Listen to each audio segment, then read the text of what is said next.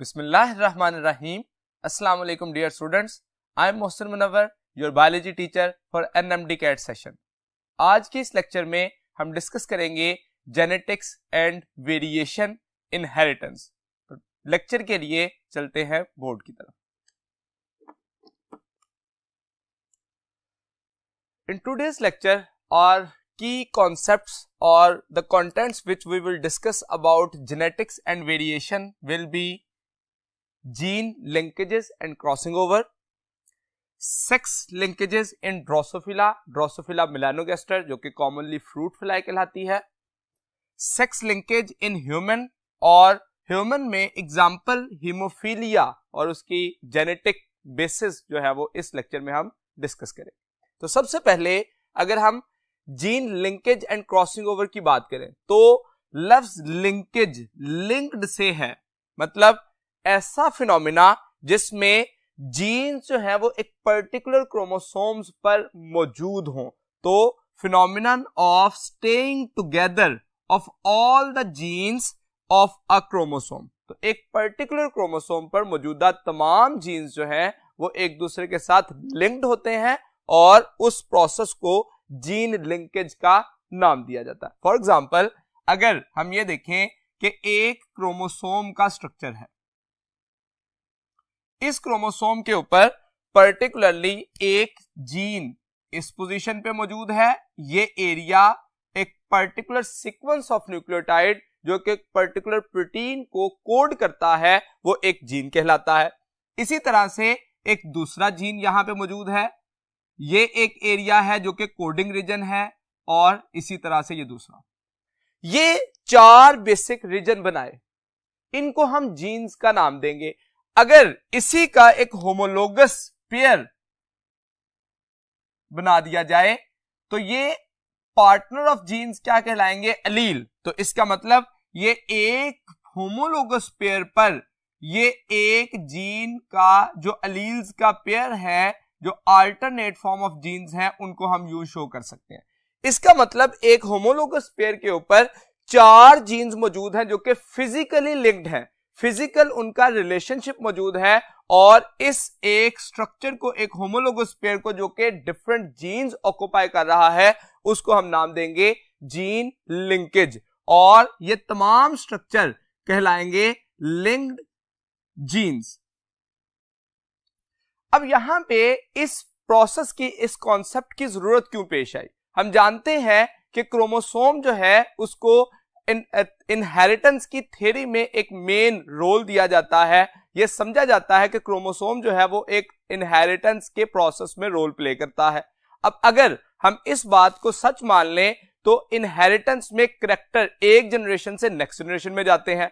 अगर क्रोमोसोम के नंबर की बुनियाद पर देखा जाए, ह्यूमन को एग्जांपल ले लें तो ह्यूमन के केस में 23 पेयर्स ऑफ क्रोमोसोम है, लेकिन करैक्टर हंड्रेड्स ऑफ करैक्टर्स मौजूद है. इसका मतलब एक क्रोमोसोम पर एक से ज्यादा करैक्टर्स को कोड करने के लिए जीन्स मौजूद हैं. तो इसका यह मतलब हुआ कि एक क्रोमोसोम जो है वो चंद जीन्स और few to many hundred genes जो है वो उस पर मौजूद हो सकते हैं. तो इस वजह से हम इस प्रोसेस को कंसिडर करना, फिनोमिनन को नाम दिया जाता है जीन लिंकेज. इसके फीचर्स देखिए तो सबसे पहला फीचर ये फिजिकल रिलेशनशिप बिटवीन जीन्स है. यहां पे कोडिंग और नॉन कोडिंग रीजन जो है वो मौजूद है, तो कोडिंग रीजन्स का एक दूसरे के साथ फिजिकल रिलेशनशिप है. दूसरे नंबर पे linked gene and block in the form of linkage group. And block करते हैं यानी कि ये सारा स्ट्रक्चर जो है वो एक रीजन बन गया, तो एक लिंकेज ग्रुप बना जो कि होमोलोगस पेयर्स का था. तीसरे नंबर पे अगर हम इस बात को समझ लें कि एक लिंकेज ग्रुप एक होमोलोगस पेयर है, तो इसका मतलब नंबर ऑफ लिंकेज ग्रुप कितने हो जाएंगे? Number of homologous pair in an offspring या in an individual. For example human के केस में कहा जाए तो 23 पेयर्स ऑफ होमोलोगस क्रोमोसोम है, तो इसका मतलब यह हुआ कि ह्यूमन के केस में 23 जीन लिंकेजेस होंगे, यानी कि एक लिंकेज ग्रुप जो है वो एक होमोलोगस पेयर को रिप्रेजेंट करेगा. Linked genes do not obey Mendel's law of independent assortment. अब इसका मतलब यह है कि इंडिपेंडेंट असॉर्टमेंट में जो क्रोमोसोम थे वो सेग्रीगेट होते हैं, सेपरेट होते हैं इंडिपेंडेंटली और रीयूनाइट करते हैं independently at the time of zygote formation. अगर एक क्रोमोसोम पर एक से ज्यादा जीन्स हैं तो इसका मतलब ये हुआ कि जिस वक्त ये एक क्रोमोसोम सेपरेट होगा at the time of division, mitosis या मियोसिस, तो उस वक्त पूरा क्रोमोसोम जब जाएगा तो जो जीन्स इसके ऊपर मौजूद हैं वो एक स्ट्रक्चर में, एक गैमीट में, और दूसरा क्रोमोसोम दूसरे गैमीट में। तो इसका मतलब ये जीन्स एक दूसरे के साथ लिंक्ड रहेंगे। तो ये इंडिपेंडेंट असॉर्टमेंट जो है उसको ओबे नहीं करता, मतलब मेंडेलियन इनहेरिटेंस जो है वो उसको ओबे नहीं करता जीन लिंकेज का प्रोसेस। इसी वजह से चांसेस ऑफ रिकम्बिनेशन जो है वो कम हो जाते हैं, रिड्यूस हो जाते हैं due to linkage group. Gene linkage के प्रोसेस को खत्म करने के लिए या इसको रिड्यूस करने के लिए जो प्रोसेस है दैट इज क्रॉसिंग ओवर। तो जितनी ज्यादा क्रॉसिंग ओवर होती जाएगी, जीन लिंकेज जो है वो उसको खत्म करने का, फिजिकल रिलेशन को खत्म करने के प्रोसेस जो है वो मौजूद रहेगा। अगर जीन लिंकेज ग्रुप्स की एग्जांपल देखें तो एक्स क्रोमोसोम एक एग्जांपल है जिसपे डिफरेंट जीन्स मौजूद होते हैं, जिसमें से कलर ब्लाइंडनेस से रिलेटेड, हीमोफीलिया से एंड गाउट एटसेट्रा, और भी मुख्तलिफ ऐसे जीन्स हैं जो कि एक्स क्रोमोसोम पर हैं। इस वजह से हम इसको सेक्स लिंक्ड या एक्स लिंक्ड इनहेरिटेंस का लफ्ज भी इस्तेमाल करते हैं। ऑटोसोमल में देखें तो क्रोमोसोम नंबर 11 की एग्जांपल दी गई, जिसपे sickle cell anaemia, leukaemia and albinism, ये डिफरेंट ऐसी डिजीजेस हैं जिसके लिए जीन्स इस क्रोमोसोम नंबर 11 पर एग्जिस्ट करते हैं। जैसा कि मैंने बात की कि जीन लिंकेज के केस में हम ये कहते हैं कि अगर क्रॉसिंग ओवर होगी तो फिर इंडिपेंडेंट असॉर्टमेंट को ओबे किया जाएगा। तो जीन लिंकेज जो है वो क्रॉसिंग ओवर के एग्जैक्टली ऑपोजिट कंसिडर किया जाएगा। जब तक जीन लिंक्ड रहेंगे इसका मतलब वो मेंडल्स लॉ ऑफ इनहेरिटेंस को ओबे नहीं कर रहे, और जैसे ही क्रॉसिंग ओवर होगी तो वो ओबे करने की पॉसिबिलिटी बढ़ती जाएगी। तो लिंकेज ग्रुप को अगर हम क्रॉसिंग ओवर के साथ कंपैरिजन करें तो क्रॉसिंग ओवर है क्या? क्रॉसिंग ओवर एक्चुअली कहा जाता है exchange of segment of chromosome. तो इसकी डिटेल डिस्कशन के लिए चलते हैं नेक्स्ट बोर्ड की तरफ। क्रॉसिंग ओवर के केस में हम डिफाइन करें अगर, तो कहते हैं exchange of segments between non sister chromatids. Non sister chromatids का मतलब क्या है? फॉर एग्जाम्पल मैं यहां पे एक क्रोमोसोम बनाता हूं इन दिस फॉर्म, इसके ये डुप्लीकेटेड क्रोमोसोम जो है इसके सिस्टर क्रोमेटिड्स है दोनों।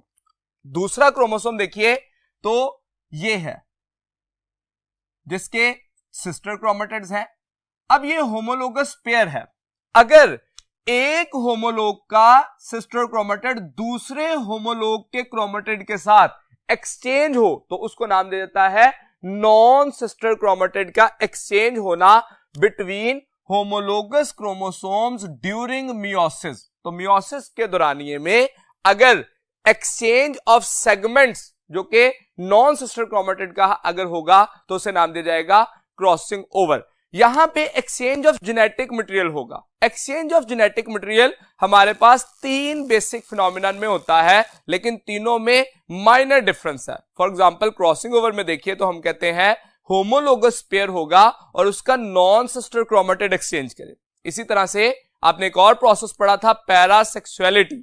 उस प्रोसेस में हम कहते हैं कि एक ही सेल में, एक ही हाइफी के अंदर 2 डिफरेंट न्यूक्लियाई के अंदर जब exchange of segment of chromosome हो जाए, ये विद इन अ न्यूक्लियस होगा, वो बिटवीन द न्यूक्लियस होगा। तो exchange of segment of chromosome between 2 nuclei of same hyphae हो जाए तो उसे हम नाम देते हैं पैरासेक्सुअलिटी। इसी तरह से तीसरा प्रोसेस कॉन्जुगेशन है। उसमें भी एक्सचेंज ऑफ जेनेटिक मटेरियल होता है, लेकिन 2 डिफरेंट इंडिविजुअल्स में हो रहा है तो उसे हम कह रहे हैं कॉन्जुगेशन।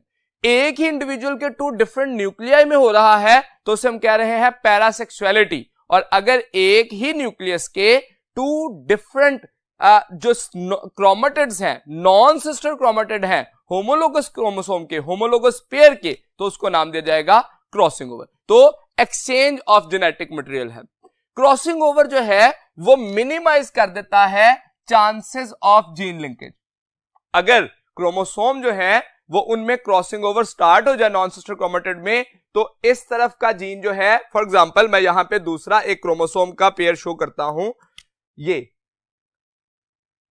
अब इसके पास जो जीन्स हैं फॉर एग्जाम्पल ये एक स्ट्रक्चर है, ये दूसरा है, एंड सो ऑन। अब अगर एक्सचेंज ऑफ सेगमेंट हो जाए तो उस सेगमेंट के एक्सचेंज होने की वजह से ये स्ट्रक्चर किस तरह से हो जाता है, इन दिस फॉर्म।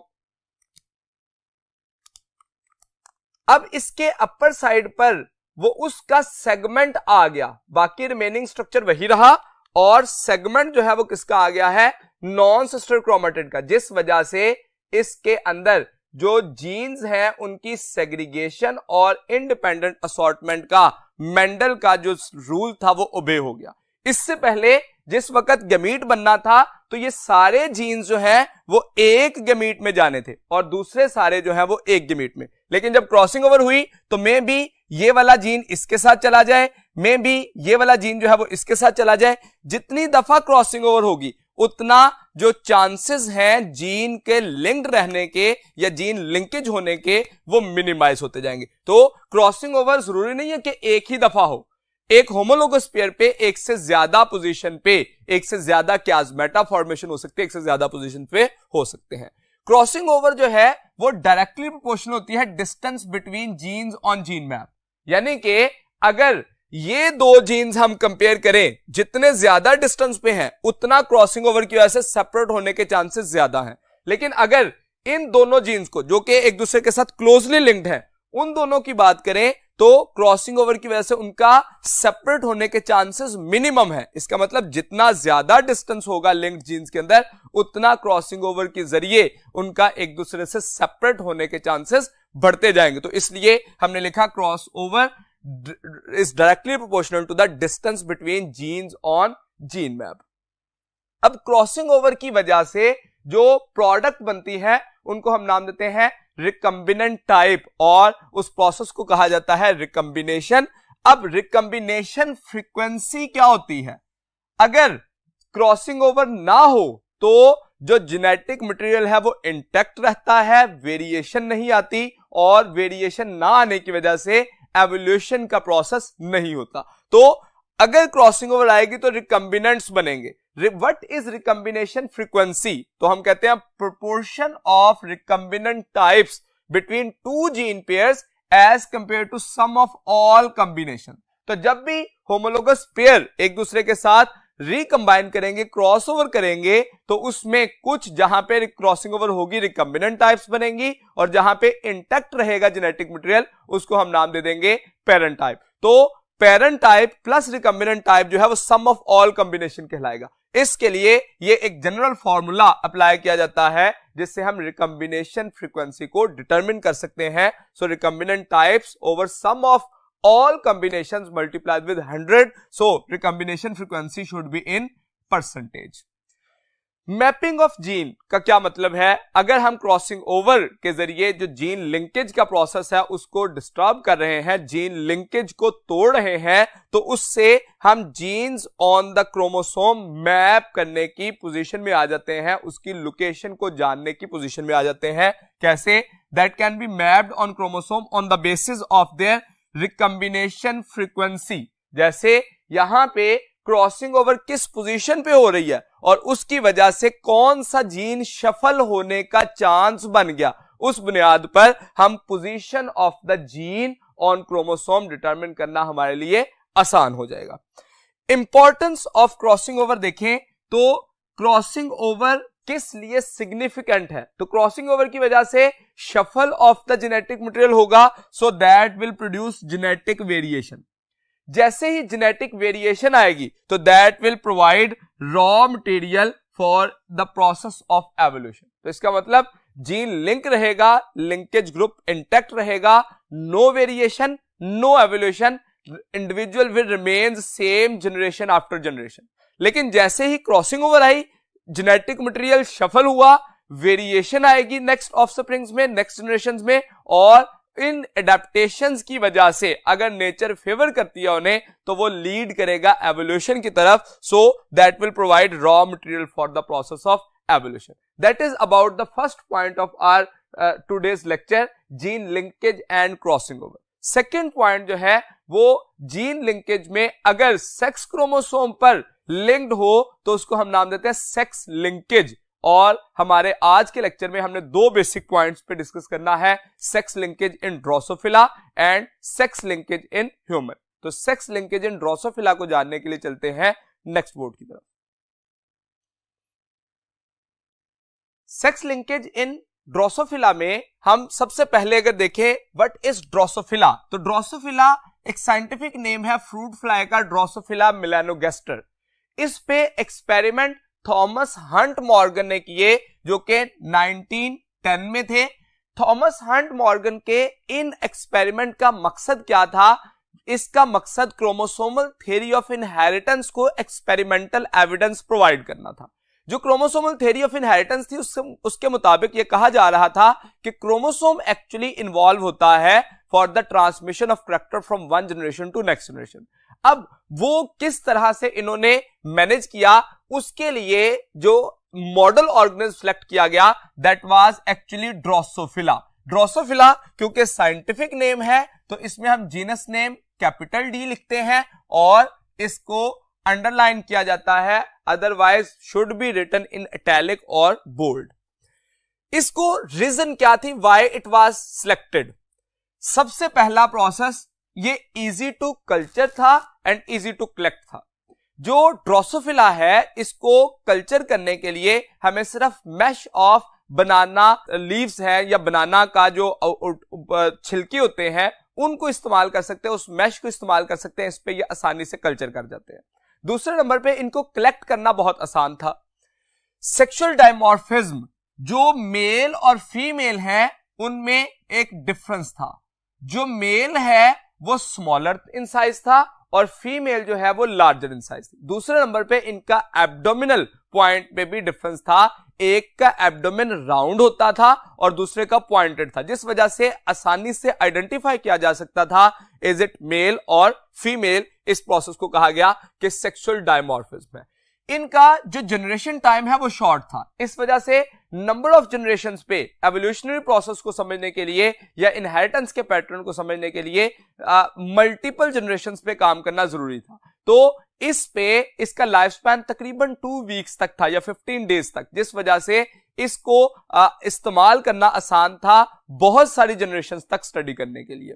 इसके अलावा एक्सीलेंट फॉर जेनेटिक स्टडीज, जो जेनेटिक स्टडीज थी इस बुनियाद पर जो जेनेटिक मटेरियल इसका स्टडी करना था वो आसान था और इसमें डिस्टिंक्ट वेरिंग ट्रेट्स मौजूद थे। मॉर्गन ने तकरीबन 85 ट्रेट्स पर स्टडी किया और देखा कि ये डिस्टिंक्ट ट्रेट थे, यानी कि 2 ऑपोजिट फॉर्म जो है वो मौजूद थी, same as the pea plant, garden pea जो कि मेंडल ने जिस तरह से यूज किया था उसमें भी डिस्टिंक्ट ट्रेट्स जो है वो मौजूद थे। तो इसमें भी इसी तरह से था। इसके साथ साथ genome of Drosophila has been sequenced. इसका जो जीनोम है उसको भी ह्यूमन जीनोम प्रोजेक्ट के अंडर सीक्वेंस किया गया, जिसके जरिए इसका जो जेनेटिक मटेरियल है उसको आइडेंटिफाई करना आसान हो गया। इसके अलावा इसके पास जो जेनेटिक मटेरियल को स्टडी करना भी आसान था, जैसे इसमें टोटल 8 क्रोमोसोम होते हैं और 4 पेयर ऑफ क्रोमोसोम है और उन क्रोमोसोम की जो अपीयरेंस है वो सलाइवरी ग्लैंड्स के अंदर, जिसको स्टडी करना जो है वो बाकियों की निस्बत आसान था। ये वो बुनियादी वजूहात थी जिस वजह से इसको सिलेक्ट किया गया फॉर द एक्सपेरिमेंट्स। मॉर्गन ने जो एक्सपेरिमेंट किए वो क्या थे? मॉर्गन ने पेरेंटल जनरेशन जो हासिल की उसमें व्हाइट आइड मेल थे जिसको रेड आइड फीमेल के साथ क्रॉस कराया। अब जो रेड आइड थे फीमेल वो नेचुरल थी और उसके मुकाबले में जो व्हाइट आइड थे वो म्यूटेंट थे, म्यूटेशंस की वजह से थी। अब व्हाइट आइड को रेड आइड के साथ क्रॉस किया तो उसकी वजह से जो ऑफस्प्रिंग F1 जनरेशन हासिल हुई ऑल वर रेड आइड, और वो कितने हासिल हुए? 1237।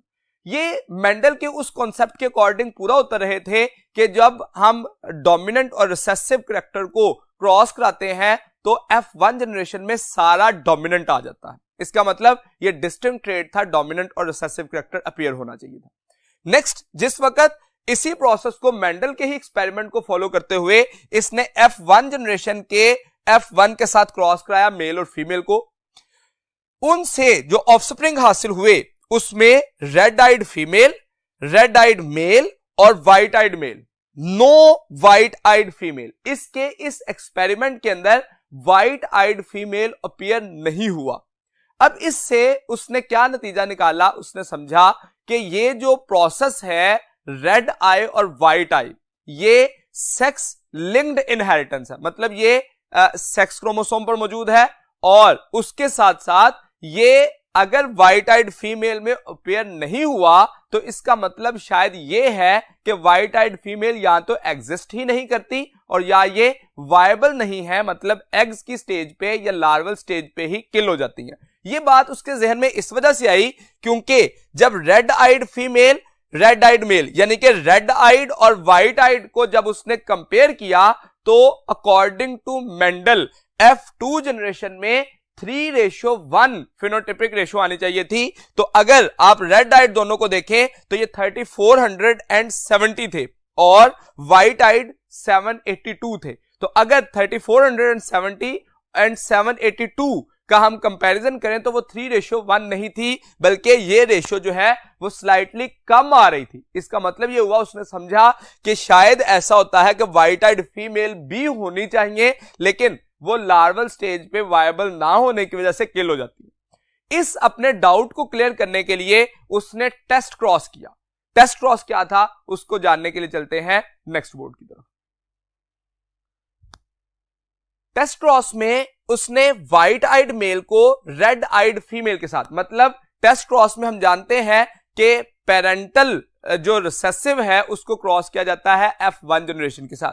बेसिकली टेस्ट क्रॉस तो इसलिए किया जा रहा होता है टू चेक द होमोजाइगोसिटी और हेट्रोजाइगोसिटी, लेकिन यहां पे ये चेक करना चाह रहा था कि जो पेरेंटल जनरेशन को जब F1 जनरेशन के साथ क्रॉस किया जाए तो क्या व्हाइट आइड फीमेल हासिल होती है या नहीं होती। यानी कि यहां पे जो उसने एक अज्यूम किया था कि व्हाइट आइड फीमेल जो है वो वायबल नहीं है, वो यहां पे उसने कंफर्म किया और ये देखा कि जब व्हाइट आइड मेल को क्रॉस किया तो उससे red eyed female, red eyed male, white eyed female और व्हाइट आइड मेल जो कि 1:1:1:1 के साथ, यानी कि इन दोनों की रेशियो ऑलमोस्ट सेम थी और इधर भी व्हाइट आइड मेल और फीमेल की रेशियो ऑलमोस्ट सेम थी, जिस वजह से यहां पे जो उसका एक अजम्पशन थी कि व्हाइट आइड फीमेल शायद एग्जिस्ट नहीं करती वो रूल आउट हो गई।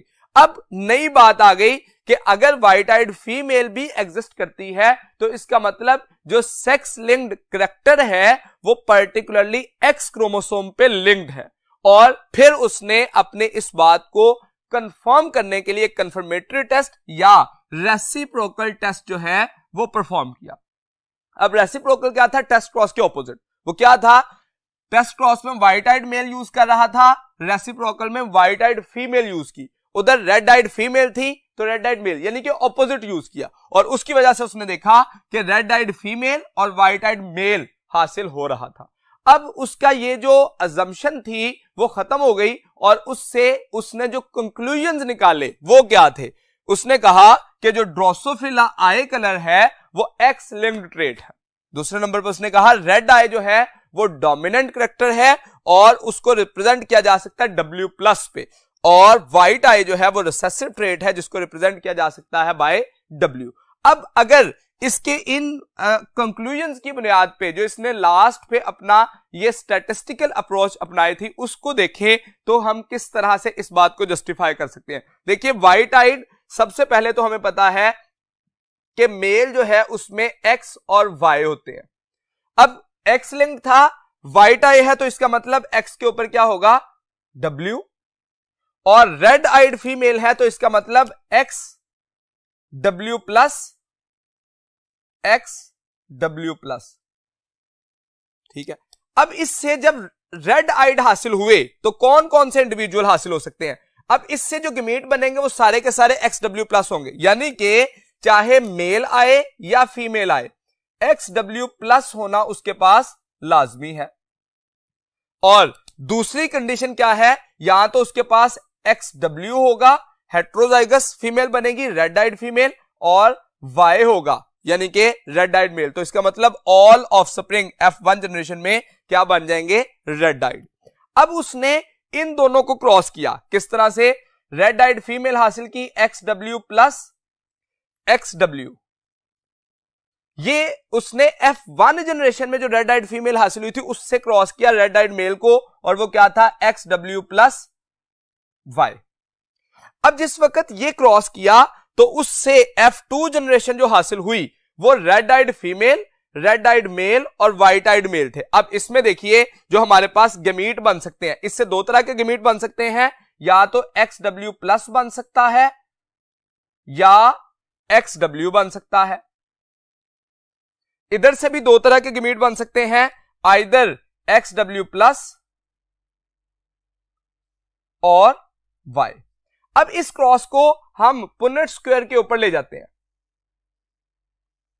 यहां पे देखिए कि अगर मैं इस पोजीशन पे शो करता हूं, इस तरफ मैं मेल के करैक्टर को रिप्रेजेंट कर लेता हूं, इस तरफ फीमेल के।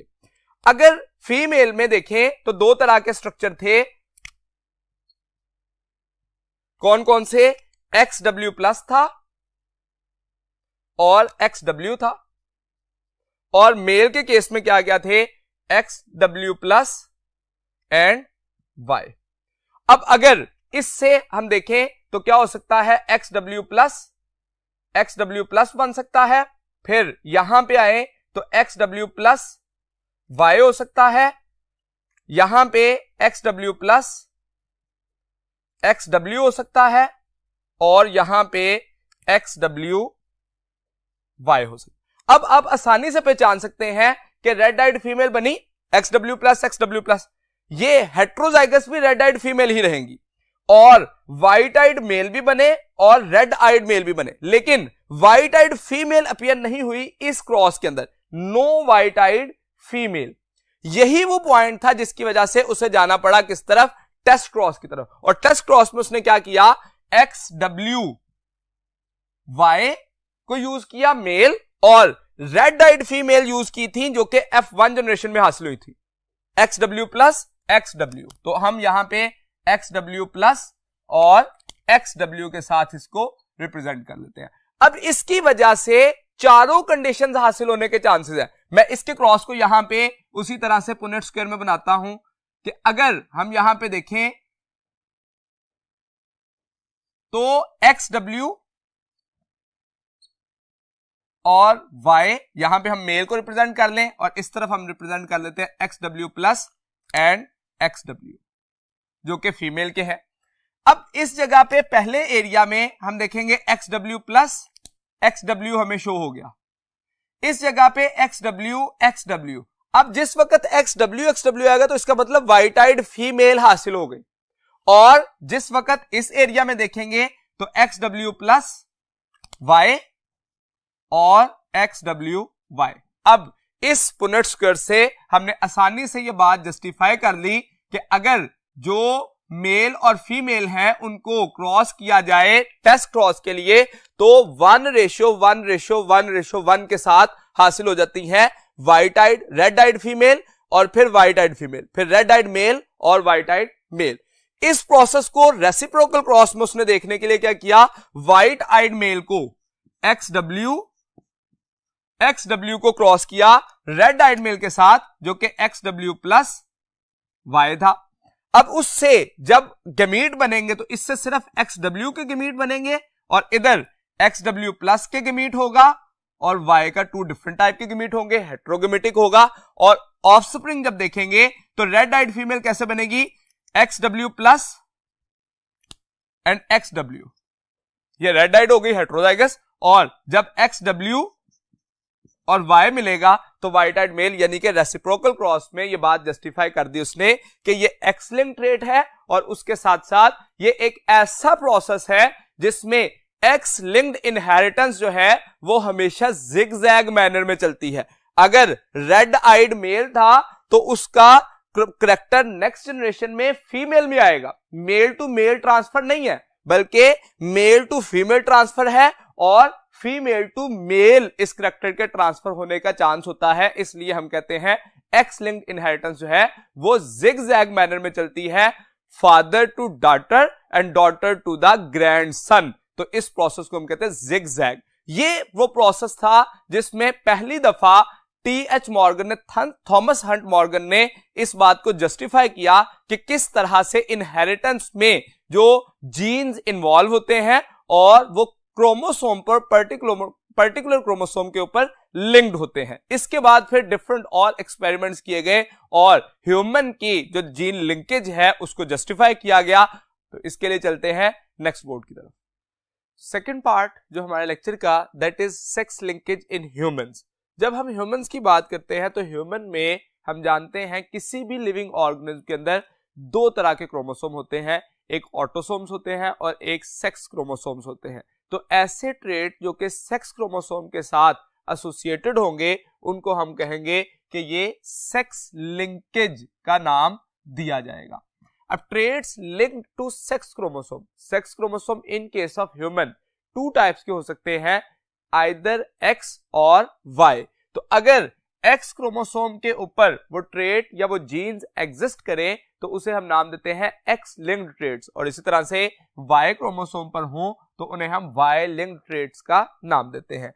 एक्स लिंक्ड ट्रेट्स मेल और फीमेल दोनों में हो सकते हैं, लेकिन वाई लिंक्ड ट्रेट्स जो हैं वो हमेशा सिर्फ मेल में होते हैं और मेल से मेल की तरफ ही ट्रांसफर होते हैं। एक्स लिंक्ड ट्रेट्स को हम दो कैटेगरीज में क्लासिफाई करते हैं, एक्स लिंक्ड डोमिनेंट और एक्स लिंक्ड रिसेसिव। यानी कि अगर जीन्स के अलील्स के रिसेसिव होने की वजह से ट्रेट एक्सप्रेस करे तो एक्स लिंक्ड रिसेसिव होगा, और अगर डोमिनेंट होने की वजह से एक्सप्रेस करे तो उसे हम एक्स लिंक्ड डोमिनेंट का नाम देते हैं। अगर इसके एग्जांपल देखें तो जो एक्स लिंक्ड रिसेसिव में हमारे पास आते हैं, ये हम यहां पे रिसेसिव का लफ्ज अगर इस्तेमाल करें, एक्स लिंक्ड रिसेसिव, तो वो हमारे पास है हीमोफीलिया, कलर ब्लाइंडनेस और इसके अलावा टेस्टिकुलर फेमिनाइजिंग सिंड्रोम, ये हमारी बुक में एग्जांपल दी गई। इसी तरह से एक्स लिंक्ड डोमिनेंट में देखें तो यहां पे एग्जांपल दी गई हाइपोफॉस्फेटेमिक रिकेट्स। तो ये एग्जांपल जो है वो एक्सप्लेन की गई। जब हम बात करते हैं हीमोफीलिया और कलर ब्लाइंडनेस की जो कि रिसेसिव के केस में है, तो पहले तो हम ये बात जस्टिफाई कर लें कि हीमोफीलिया जो है उसको रिप्रेजेंट किस तरह से कर सकते हैं रिसेसिव में, या जो हाइपोफॉस्फेटेमिक रिकेट्स है उसको डोमिनेंट में किस तरह से रिप्रेजेंट किया जा सकता है। फॉर एग्जांपल मैं हीमोफीलिया की एग्जांपल ले लेता हूं। हीमोफीलिया जो है इसके तीन बेसिक कंडीशंस बन सकती हैं। अगर फीमेल्स के केस में देखें तो it is may be X capital H यानी कि डोमिनेंट लील आ जाए तो क्या कहेंगे इसको, दैट इज नॉर्मल। इसी तरह से हम कह सकते हैं दूसरी कंडीशन हो सकती है X capital H, X small H. ये इंडिविजुअल भी नॉर्मल होगा, लेकिन कैरियर, इसके पास एक अलील ऐसा है जिसकी वजह से डिजीज हो सकती है। और तीसरी कंडीशन क्या हो सकती है, एक्स स्मॉल एच। तो ये इंडिविजुअल जो है वो कहलाएगा अफेक्टेड, इसमें जो हीमोफीलिया है। तो इसका मतलब फीमेल्स के केस में 33% इफेक्ट होने का चांस है, यानी कि 1/3 रेशो जो है वो फीमेल में इफेक्टेड होंगी। जबकि मेल के केस में क्या होगा, that is may be X capital H Y और एक्स स्मॉल एच वाई। तो मेल के केस में 50% इफेक्ट होने का चांस हुआ। इसका मतलब हम ये कह सकते हैं एक्स लिंक्ड रिसेसिव ट्रेट जो है वो मोर कॉमन है in case of males as compare to females. लेकिन जब हम एक्स लिंक्ड डोमिनेंट की बात करते हैं, जैसे हम हाइपोफॉस्फेटेमिक रिकेट की बात करें, तो हाइपोफॉस्फेटेमिक रिकेट के केस में हम ये देखते हैं कि ऐसे इंडिविजुअल हैं, हाइपोफॉस्फेटेमिक रिकेट को विटामिन डी रिकेट्स का नाम भी दिया जाता है। इस केस में हम कहते हैं हाइपोफॉस्फेटेमिक रिकेट्स। इसमें अगर हम रिप्रेजेंट कर लें डी से तो एक्स कैपिटल डी हो सकता है, इंडिविजुअल क्या हो जाएगा अफेक्टेड क्योंकि डोमिनेंट है। इसी तरह से X capital D, x small D, तो इसमें इंडिविजुअल क्या हो जाएगा अफेक्टेड, इसमें कैरियर के आने के चांसेस नहीं है क्योंकि डोमिनेंट अलील जो है वो एक्सप्रेस कर जाएगा और इफेक्ट हो जाएगा। और एक्स स्मॉल डी ये इंडिविजुअल नॉर्मल होगा। तो इसका मतलब यहां पे 2/3 फीमेल जो है वो अफेक्टेड होंगी। इसका मतलब हम ये कह सकते हैं these are more common in case of females as compare to male, क्योंकि मेल में चाहे एक्स लिंक्ड रिसेसिव हो या एक्स लिंक्ड डोमिनेंट हो 50% ही चांस रहेगा अफेक्ट होने का। लेकिन एक्स लिंक्ड रिसेसिव जो है वो इस केस में हम कहते हैं 33% चांस है फीमेल में, और यहां पे 66% या 2/3 का जो है वो फिनोटाइपिक रेशियो हमारे पास मिलती है जो कि अफेक्टेड हो सकते हैं। इसका मतलब हम कह सकते हैं these are more common in female and these are more common in males. जब एक्स लिंक्ड इनहेरिटेंस के बारे में जिक्र किया जाता है तो ह्यूमन के केस में एक्स लिंक्ड इनहेरिटेंस को एक्सपेरिमेंटल मॉडल के अकॉर्डिंग स्टडी करना पॉसिबल नहीं है। क्यों? प्रैक्टिकली अप्लाई नहीं किया जा सकता, ह्यूमन के ऊपर एक्सपेरिमेंट्स करना अलाउड नहीं है। So no experimental mating in humans. इसके मोड ऑफ इनहेरिटेंस को हम स्टडी कैसे करते हैं? That is through pedigree. जो जनरेशंस का जो हमारे पास नेक्स्ट ऑफस्प्रिंग आते हैं उनकी विरासत में किस तरह से जेनेटिक मटेरियल ट्रांसफर हो रहा है उसको स्टडी कर सकते हैं पेडिग्री के थ्रू, ना कि एक्सपेरिमेंटल मेटिंग के जरिए। जैसे मैंने जिक्र किया कि जो एक्स सेक्स लिंकेज में एक्स लिंक्ड रिसेसिव ट्रेट्स है उसमें हमारी बुक में डिस्कस किया गया एक्स लिंक्ड रिसेसिव में हीमोफीलिया, कलर ब्लाइंडनेस और टेस्टिकुलर फेमिनाइजेशन सिंड्रोम। तो हीमोफीलिया की जेनेटिक्स को एलैबोरेट करेंगे हमारे इस लेक्चर में। तो इस हीमोफीलिया की जेनेटिक्स को जानने के लिए चलते हैं नेक्स्ट बोर्ड की तरफ।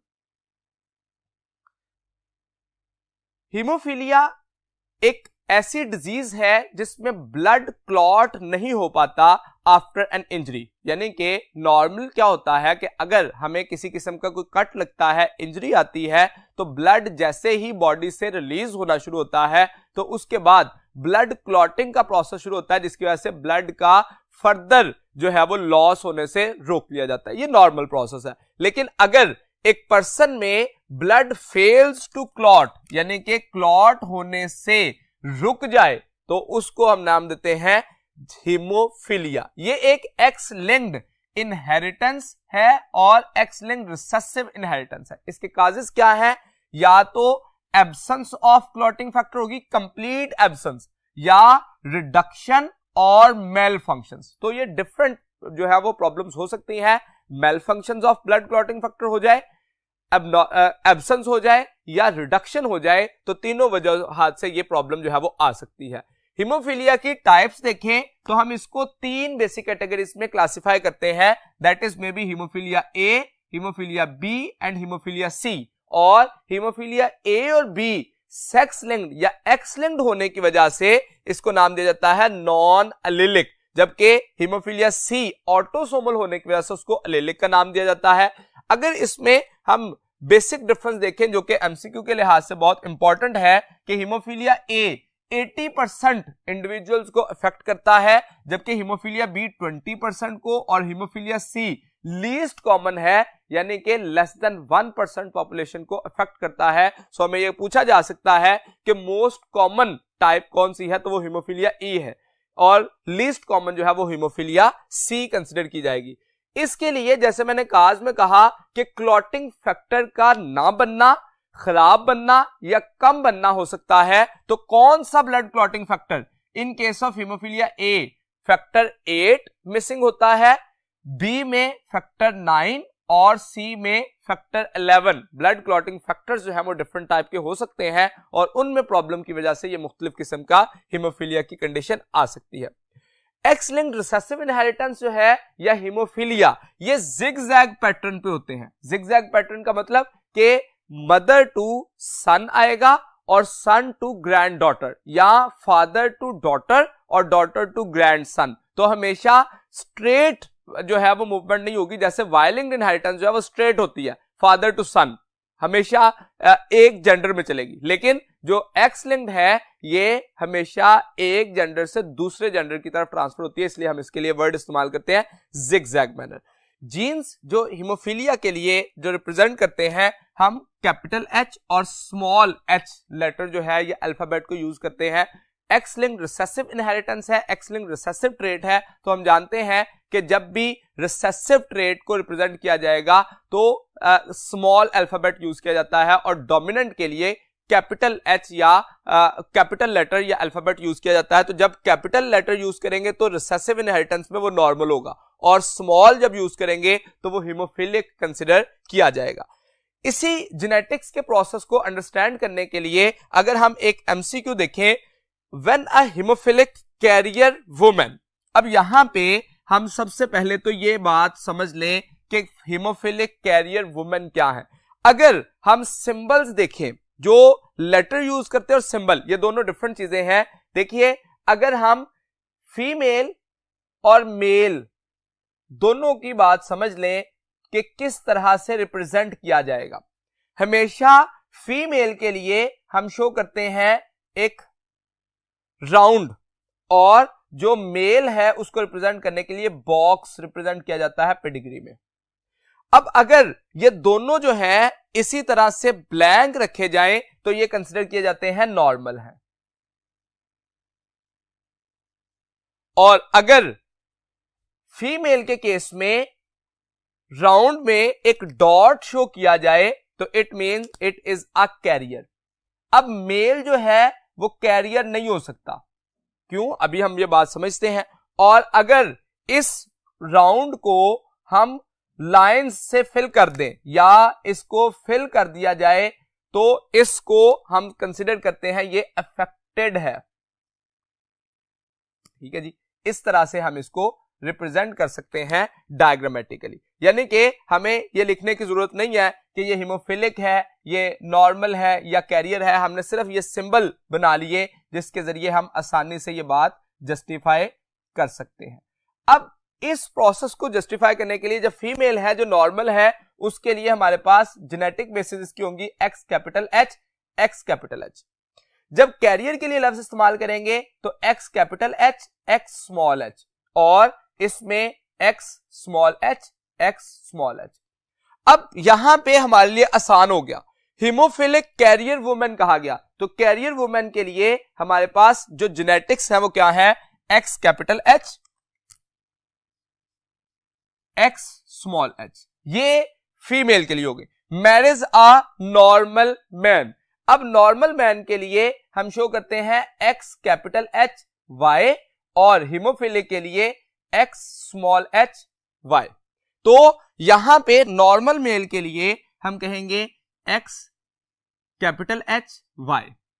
इसका मतलब यह हुआ कि इस तरह से हम इसका जो एक गैमीट्स अगर इसमें ड्रॉ करें, कौन कौन से गैमीट्स बन सकते हैं, तो गैमीट्स के केस में हम ये कंसिडर करेंगे कि ये सिचुएशन में गैमीट्स एक्स कैपिटल एच एक गैमीट बनेगा, एक्स स्मॉल एच दूसरा गैमीट, इसी तरह से एक्स कैपिटल एच एक और वाई दूसरा गैमीट। अब दोनों के गैमीट जो हैं वो क्रॉस कर सकते हैं, ये वाला गैमीट इसके साथ मिल सकता है जिसके जरिए एक्स कैपिटल एच बनेगा। इसी तरह से ये वाला गैमीट जो है वो इसके साथ मिले तो एक्स कैपिटल एच वाई हो सकता है, ये गैमीट इसके साथ मिले तो x capital H, X small H, और ये इसके साथ मिले तो एक्स स्मॉल एच वाई। अब हमारे पास आसान तरीका है कि हम ये जस्टिफाई कर सकें, ये नॉर्मल फीमेल होगी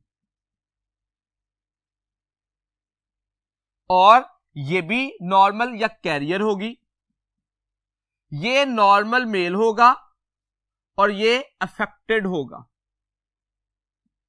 अब अगर हम देखें क्वेश्चन में ऑप्शन में ए ऑप्शन दी गई ऑल चिल्ड्रन, तो इससे यह बात तो साबित हो गई कि एक अफेक्टेड है, इसका मतलब ऑल चिल्ड्रन नहीं है, यह बात जो है वो गलत हो जाएगी। किस तरह से यह सही हो सकती है, अगर यह कहा जाता कि जो फीमेल है वो अफेक्टेड है और मेल भी अफेक्टेड है, तो उसकी वजह से ऑल चिल्ड्रन अफेक्टेड होने के चांसेस मौजूद थे। तो अगर हमें ये चिल्ड्रंस में से ये अगर इसमें से चेंज कर दिया जाए, हीमोफिलिक कैरियर वुमेन के बजाय हीमोफिलिक अफेक्टेड वुमेन लिख दिया जाए, तो यहां पे आ जाएगा x small H, X small H, जिस वजह से हमारा आंसर चेंज हो जाएगा।